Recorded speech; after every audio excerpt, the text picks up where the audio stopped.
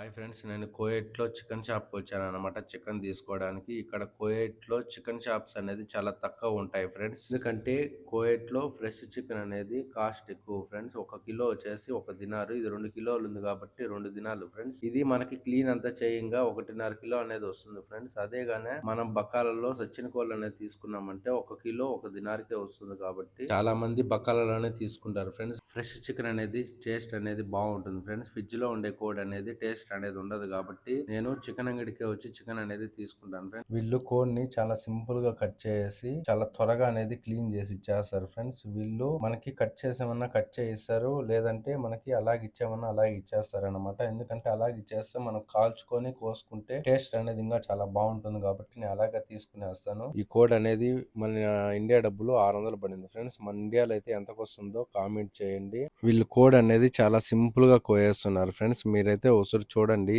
ఎంత సింపుల్ గా అనేది కట్ చేస్తున్నాడు. ఓకేనా, బాయ్.